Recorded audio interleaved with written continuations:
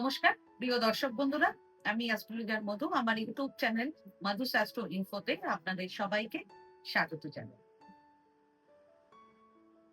সামনেই আসতে চলেছে রঙের উৎসব দোল পূর্ণিমা বা হোলি। প্রতি বছর ফাল্গুন মাসের পূর্ণিমা তিথিতেই দোল পূর্ণিমা পালিত হয়।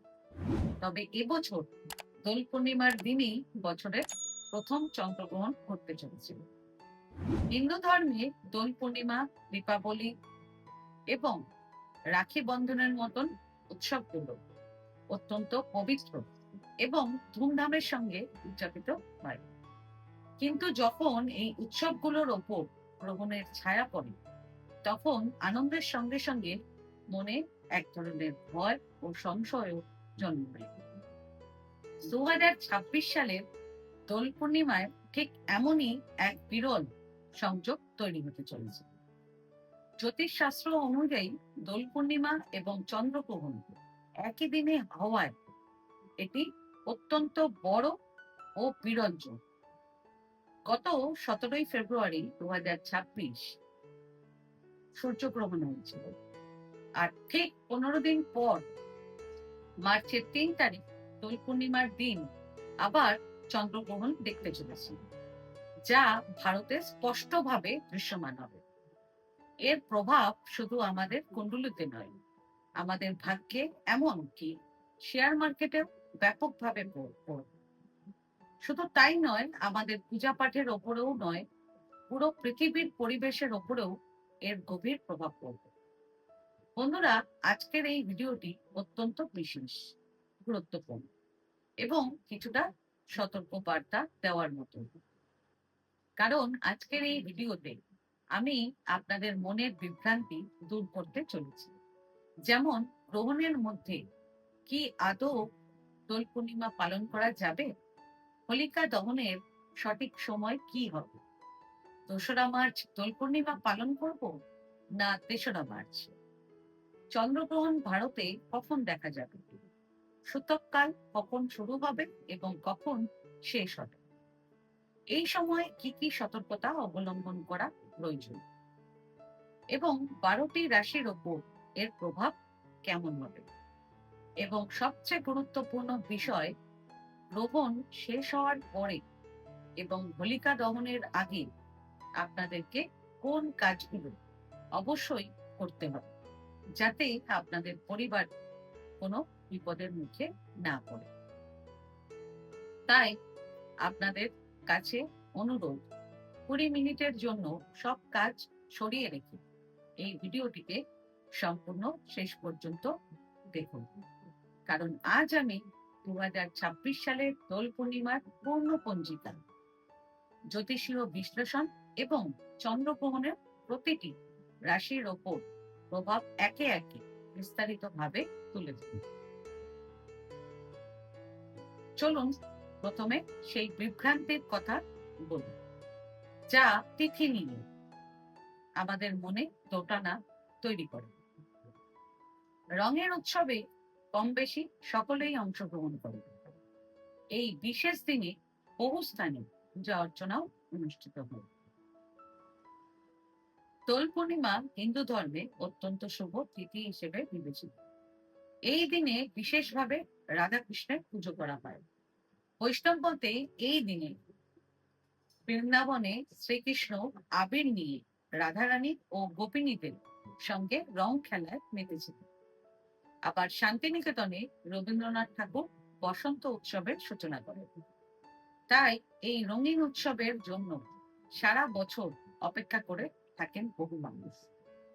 পঞ্জিকা অনুসারে 17 ফাল্গুন 2রা মার্চ সোমবার সন্ধ্যে 5:42 থেকে পূর্ণিমা তিথি শুরু হচ্ছে। পূর্ণিমা তিথি শেষ হবে 18 ফাল্গুন 3রা মার্চ মঙ্গলবার বিকেল 4:48। উদয়া তিথি হিসেবে 3রা মার্চ 2026 মঙ্গলবার। এই দিনেই দোল পূর্ণিমা উৎসব পালিত হবে। সাধারণত যেদিন পূর্ণিমার সন্ধে থাকে সেই দিনই হোলিকা দহন অর্থাৎ নেড়াপোড়া করা হয়। কিন্তু 2026 সালে 3রা মার্চ সন্ধ্যার পর আকাশে চন্দ্রগ্রহণ হবে এবং আমাদের শাস্ত্রে স্পষ্ট বলা আছে গ্রহণকালে কোনো শুভ কাজ, পূজা বা অগ্নি প্রজ্বলন সম্পূর্ণ নিষিদ্ধ। গ্রহণের সময় হোলিকা দহন করলে শুভ ফল পাওয়া যায় না, বরং দোষ সৃষ্টি হয়। তাহলে হোলিকা দহন কবে করা হবে এবার জেনে নিন। জ্যোতিষ ও পঞ্জিকা অনুযায়ী যেহেতু 3রা মার্চ সন্ধ্যায় গ্রহণ রয়েছে, তাই 2026 সালে হোলিকা দহন অর্থাৎ ন্যাড়া পোড়া হবে 2রা মার্চ 2026।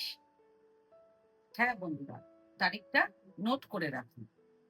হোলিকা দহন 3রা মার্চে নয়, বরং 2রা মার্চে হবে। তবে 2রা মার্চেও একটি বাধা রয়েছে। সেদিন সন্ধ্যের পর থেকেই ভদ্রাকাল শুরু হবে, আর ভদ্রাকালে হোলিকা দহন বা কোনো শুভ কাজ করা অশুভ হিসেবে গণ্য হয়। তাই ভদ্রাকাল শেষ হওয়া পর্যন্ত অপেক্ষা করতে হবে। 2026 সালে হোলিকা দহনের সবচেয়ে শুভ ও শুদ্ধ মুহূর্ত হলো প্রথম 2রা মার্চ সন্ধে 5টা 42 মিনিট থেকে 7টা 15 মিনিটের মধ্যে, এবং দ্বিতীয় শুভ মুহূর্ত হলো 2রা মার্চ রাত 12টা 50 মিনিট থেকে রাত 2টো 32 মিনিট পর্যন্ত, অর্থাৎ 3রা মার্চের সূচনা লগ্ন। এই সময়ে সম্পূর্ণ বিধি বিধান মেনে হোলিকা দহন অর্থাৎ ন্যাড়া পোড়া করতে পারেন। হোলিকা দহন অর্থাৎ ন্যাড়া পোড়ার অর্থ হলো অশুভ শক্তির বিনাশ। শুকনো ডাল, কাঠ ও পাতা একত্র করে স্তূপ তৈরি করে ফাল্গুন পূর্ণিমায় সন্ধ্যায় তা অগ্নিতে দগ্ধ করা হয়। এই রীতি যুগ যুগ ধরে আমাদের সংস্কৃতির অংশ। হোলিকা দহনের অর্থাৎ ন্যাড়া পোড়ার ছাই কপালে বা শরীরে ছোঁয়ানো হয়। বিশ্বাস করা হয় এতে অশুভ শক্তি দূর হয়। এবার গ্রহণ সম্পর্কে বলুন। 2026 সালের প্রথম চন্দ্রগ্রহণ 3রা মার্চ মঙ্গলবার। এর ঠিক 15 দিন আগে 17ই ফেব্রুয়ারি সূর্যগ্রহণও হয়েছিল। 15 দিনের ব্যবধানে দুটি বড় গ্রহণ হওয়ায় সাধারণ ঘটনা নয়। এর প্রভাব ব্যক্তি, জীবন ও দেশ উভয়ের ওপরেই পড়বে। এটি একটি পূর্ণগ্রাস চন্দ্রগ্রহণ, অর্থাৎ চাঁদ সম্পূর্ণভাবে পৃথিবীর ছায়ায় ঢেকে যাবে। এই গ্রহণ ভারতে দৃশ্যমান হবে এবং চাঁদ যখন উঠবে তখনই গ্রহণগ্রস্ত অবস্থায় থাকবে। পূর্ণগ্রাস অবস্থায় চাঁদ লাল আভা ধারণ করবে, তাই একে ব্লাড মুনও বলা হয়। ভারতীয় সময় অনুযায়ী গ্রহণ 3রা মার্চ মঙ্গলবার দুপুর 3টে 20 মিনিটে শুরু হবে। সন্ধ্যে 6টা 47 মিনিটে গ্রহণ শেষ হবে। মোট সময় 3 ঘন্টা 27 মিনিট। এই গ্রহণ পশ্চিমবঙ্গ, অসম, মিজোরাম, নাগাল্যান্ড, মণিপুর, অরুণাচল প্রদেশ সহ ভারতের বহু অংশে দেখা যাবে। বাংলাদেশ থেকেও আংশিকভাবে দেখা যাবে। এবার বলবো সূতককাল কখন শুরু হবে এবং কখন শেষ হবে। এই সময় কি কি সতর্কতা অবলম্বন করা প্রয়োজন। যদিও ভারত থেকে প্রায় 20 থেকে 25 মিনিট দৃশ্যমান হবে এই চন্দ্রগ্রহণ, তবুও সূতককাল সম্পূর্ণ প্রযোজ্য হবে। চন্দ্রগ্রহণে সূতক শুরু হয় 9 ঘন্টা আগে, অর্থাৎ 3রা মার্চ সকাল 9টা থেকে সূতক শুরু হবে এবং সন্ধ্যে 6টা 47 পর্যন্ত চলবে। এই সময়ে পূজা অর্চনা নিষিদ্ধ। সকাল 9টার আগে পুজো শেষ করবেন এবং তারপরে মন্দিরের পর্দা টেনে দেবেন। কোনো শুভ কাজ করবেন না। বিবাহ, গৃহপ্রবেশ, নতুন কাজ শুরু একদম করবেন। রান্না এবং ভ্রমণ এড়িয়ে চলবেন। খাবারে তুলসী পাতা দেবেন। গর্ভবতী মহিলারা বাইরে যাবেন না এবং বিশেষ সতর্কতা অবলম্বন করবেন। অনেকের মনে প্রশ্ন, গ্রহণের দিনে রং খেলা কি যাবে? এর উত্তর এবার জেনে নিন। 2রা মার্চ রং খেলা হবে না, কারণ সেদিন সূতক ও গ্রহণ রয়েছে। তাই রঙের দোল পালিত হবে 4 মার্চ 2026 বুধবার অর্থাৎ হোলির দিন রং খেলা যেতে পারে। এই চন্দ্রগ্রহণটি ঘটবে সিংহ রাশি পূর্ব ফাল্গুনী নক্ষত্রে। সে কারণে সিংহ রাশিতে বা পূর্ব ফাল্গুনী নক্ষত্রে জন্মগ্রহণকারী ব্যক্তিদের সতর্ক থাকার প্রয়োজন হবে। গ্রহণের সময় দান মন্ত্রজপ করলে গ্রহণ দোষ হ্রাস পায়। সেই সঙ্গে গ্রহণকালে জপ ধ্যান মন্ত্রপাঠ করা বহু গুণ ফলদায়ক হয়। দান করলে বিশেষ পুণ্য লাভ করা যায়। এবার 12টি রাশির ওপর এই চন্দ্রগ্রহণের প্রভাব কেমন হবে সে সম্পর্কে এক এক করে বলব। সবার প্রথম রাশি মেষ রাশি। মেষ রাশির জাতক ও জাতিকাদের জীবন এই সময় অতিরিক্ত ব্যস্ততা ও দৌড়ঝাঁপ বাড়তে পারে। অপ্রয়োজনীয় খরচ বৃদ্ধি পেতে পারে। পরিকল্পনা অনুযায়ী কাজ এগুলোও পরিশ্রম বেশি করতে হবে। ধৈর্য রাখবেন, ফল পাবেন। বৃষ রাশি। বৃষ রাশির জাতক ও জাতিকাদের জন্য সময়টি তুলনামূলকভাবে শুভ হবে। আটকে থাকা কাজ সম্পূর্ণ হতে পারে। অর্থ লাভের সম্ভাবনাও রয়েছে। কর্মক্ষেত্রে সাফল্য মিলবে, তবে অহংকার এড়িয়ে চলবে। মিথুন রাশি। মিথুন রাশির জাতক ও জাতিকাদের উদ্যম ও উৎসাহ বৃদ্ধি পাবে। নতুন সুযোগ আসতে পারে, কিন্তু সিদ্ধান্ত নেওয়ার আগে ভালোভাবে বিচার করব। অতিরিক্ত আত্মবিশ্বাস ক্ষতি ডেকে আনতে পারে। কর্কট রাশি।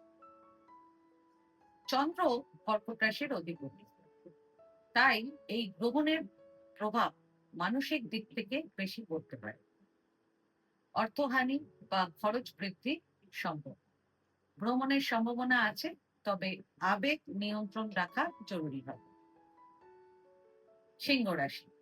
এই গ্রহণ সিংহ রাশিতেই ঘটবে, তাই সিংহ রাশির জাতক ও জাতিকাদের বিশেষ ভাবে সতর্ক থাকতে হবে। কারণ শারীরিক কষ্ট বা ছোটখাটো আঘাতের সম্ভাবনা রয়েছে। গাড়ি চালানোর সময় সতর্কতা জরুরি হবে। অর্থহানি বা আর্থিক চাপ হবে। মানসিক অস্থিরতা থাকবে। কন্যা রাশি। কন্যা রাশির জাতক ও জাতিকাদের আর্থিক দিক থেকে চাপ বাড়তে পারে। ব্যয় সংযত না করলে সমস্যা হতে পারে। কর্মক্ষেত্রে দায়িত্বও বাড়ে। তুলা রাশি। তুলা রাশির জাতক ও জাতিকাদের জন্য কিছু শুভ সম্ভাবনা রয়েছে। অর্থ লাভ হতে পারে। সামাজিক সম্মান বৃদ্ধি পাবে, তবে সম্পর্কের ক্ষেত্রে ভারসাম্য বজায় রাখা জরুরি হবে। বৃশ্চিক রাশি। রোগ ভোগ বা মানসিক চাপ বৃদ্ধি পেতে পারে। উদ্বেগ ও দুশ্চিন্তা বাড়তে পারে। সেজন্য স্বাস্থ্য সম্পর্কে সচেতন থাকা জরুরি হবে। ধনু রাশি। ধনু রাশির জাতক ও জাতিকাদের সন্তানের বিষয়ে দুশ্চিন্তা হতে পারে। শিক্ষা বা কর্মক্ষেত্রে কিছু চাপ থাকবে। ভ্রমণেরও যোগ রয়েছে। মকর রাশি। মকর রাশির জাতক ও জাতিকাদের শত্রু বা বিরোধীদের কারণে সমস্যা হতে পারে। দুর্ঘটনা ঘটারও সম্ভাবনা রয়েছে, সেজন্য সতর্ক থাকবেন। পাশাপাশি আর্থিক ব্যয় নিয়ন্ত্রণে রাখা প্রয়োজন। কুম্ভ রাশি। কুম্ভ রাশির জাতক ও জাতিকাদের দাম্পত্য জীবনে টানাপোড়েন দেখা দিতে পারে। সম্পর্কের ক্ষেত্রে ভুল বোঝাবুঝি এড়িয়ে চলবেন। মানসিক শান্তি বজায় রাখা আপনাদের জন্য জরুরি হবে। মীন রাশি। মীন রাশির জাতক ও জাতিকাদের স্বাস্থ্যের অবনতি বা গোপন দুশ্চিন্তা বাড়তে পারে। কাজের ক্ষেত্রে বিলম্ব দেখা দিতে পারে। তো প্রিয় দর্শক বন্ধুরা, এই ছিল 2026 সালের পূর্ণগ্রাস চন্দ্রগ্রহণ এবং দোল পূর্ণিমা সম্পর্কিত সম্পূর্ণ বিশ্লেষণ। আশা করি আজকের আলোচনা আপনাদের অনেক অজানা প্রশ্নের উত্তর দিয়েছে এবং সঠিক সিদ্ধান্ত নিতে সাহায্য করবে। মনে রাখবেন, গ্রহণ ভয়ের বিষয় নয়, এটি সচেতনতার সময়। সঠিক নিয়ম পালন, জপ দান ও ভগবানের নাম স্মরণ করলে যে কোনো গ্রহণই শুভ ফলদায়ক হয়ে উঠতে পারে। আজ এই পর্ব এখানেই শেষ করছি। ভিডিওটি যদি আপনাদের ভালো লেগে থাকে তবে অবশ্যই লাইক করবেন আর আপনাদের বন্ধু বান্ধব ও প্রিয়জনদেরকে এই ভিডিওটা শেয়ার করবেন, যাতে অন্যরাও উপকৃত হন, এবং আমার চ্যানেলটিকে সাবস্ক্রাইব করে আমার পাশে থাকবেন, যাতে ভবিষ্যতেও এমন গুরুত্বপূর্ণ জ্যোতিষ ও ধর্মীয় তথ্য সময় মতো পেয়ে যান। আপনাদের সকলের জীবনে প্রচুর সুখ, শান্তি ও সমৃদ্ধি আসুক। ভালো থাকুন, সুস্থ থাকুন এবং সবাইকে ভালো রাখুন। ধন্যবাদ।